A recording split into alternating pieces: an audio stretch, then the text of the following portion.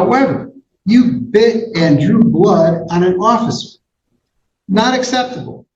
I am very, very sorry for what I did, and realize that I hurt a lot of people that I love and care about, and I'm embarrassed and ashamed of myself. And if I could do anything to take it back, Judge, I would. I can't make it up, but I haven't drank since that night, and I plan not to. In general, was not a frequent drinker, maybe twice a year. And I made really poor, bad decisions that night. I hurt my son, I hurt my family, I hurt my friend, I hurt her family. And I wish I could take it, and I can't. One night of bad decisions and a courtroom full of consequences, an apology, a list of medical excuses, and a judge who has already read the report. But when the truth comes out, the courtroom mood changes fast. I guess the only other thing I have to address with medical marijuana, in my 20s, because I'm 43 now, I did experiment some with that, but I quit smoking for years. From my mid-20s on to my mid-30s, I only started back when my doctors recommended I should, for my gastroparesis because of the nausea, my migraines because of the pain, and the fibromyalgia, because especially for the fibromyalgia, there's very limited treatments for that. And I'm in severe pain when I don't. I don't abuse it, maybe 1 to 3 joints a day, and not when I'm driving anywhere, going anywhere. It's usually at night when I'm in the home. But for the court, because the court ordered me to stop smoking, I had stopped smoking for like a month, and then I was in so much pain I couldn't even get out of bed. So it helps with my anxiety for the PTSD, and it helps with the pain, with the fibromyalgia and the inflammation. So Use of medical marijuana is allowed on felony probation. So that's not going to be a problem or an impediment for you going forward. Okay, thank you, sir. Anything else that you want to say, ma'am? Just that I'm truly very sorry to all the officers that night. My friend, who used to be my friend, she's my maid of honor at my wedding. I'll never have that. And they ruined it, and nothing is worth that. And I will never drink again. I don't want to risk that ever happening. Obviously, I haven't talked to your friend, but from what I read in the report, I don't think it's over between the two of you. It was just like you were out of control that night. She felt like she had to step in. There's a no contact order, so I can't contact her, and I'm not. But that's not forever. Okay. All right, Mr. Welburn, any additions, corrections, or challenges? No, Your Honor. Anything that you want the court to consider? Nothing additional. So, Mr. Zero, question for you. When it says the defendant's description of the offense, where it was all blown out of proportion, is that something that she relayed to you during the pre-sentence investigation report, or is that something taken from the report? Both. Okay.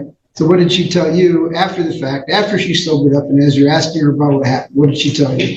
She told me that the police should have never been called, that this was blown out of proportion. She was also very emotional because of her now broken relationship with your friend. Is Ms. Manning here today? Elizabeth Manning? Mr. Welburn, have you heard from Ms. Manning? I don't believe we have, Your Honor. I don't think we got anything back as far as from the victims on the victim's residence. All right. The court recognizes that the advisory guidelines, which suggest a sentence between 0 and 9 months, the courts can exercise my discretion and sentence consistent with the advisory guidelines, consistent with the plea agreement in this case. Be the sentence of the court that this defendant served 30 days in the Laredo County Jail. I'll give her credit for the 3 days that she's already served.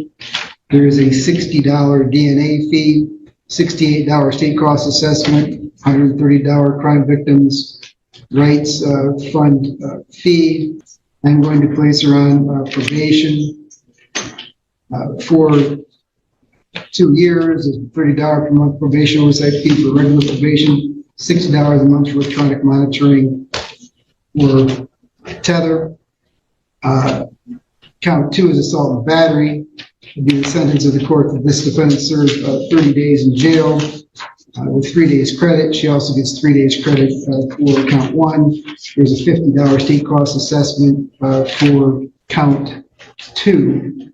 The court is going to have a condition of probation is that she not have any contact with Ms. Manning. If Ms. Manning contacts the probation department or the prosecuting attorney's office indicating that she wishes to have contact with Ms. Eves, I'm okay with that. They're not living together. They're just friends. It's not a domestic situation. So if she says that she wants to have contact with the defendant, I'm okay with that. I'll make just to get to my Botox appointment so I don't get migraines. It's on the 29th of January.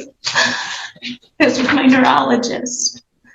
Well, you'll probably be out in time because you've got 3 days credit. In 30 days, you get 5 days good time. So it's going to be close. I thought because it was my first time, I've never done anything in my life.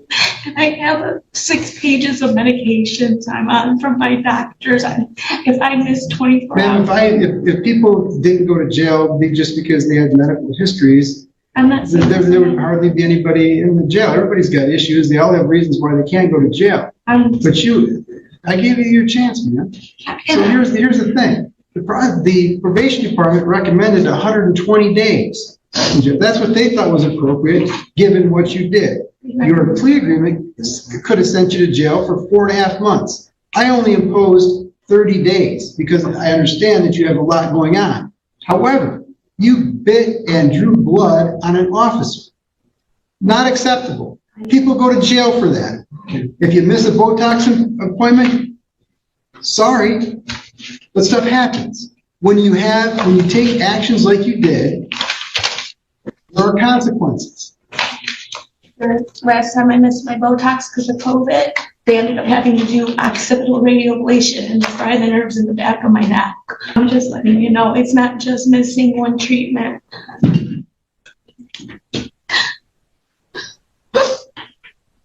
There'll be a full assessment when you go over to jail. Let them know, and if there's some things that we need to do, we can do it. But you are going to jail. You are out of absolute control.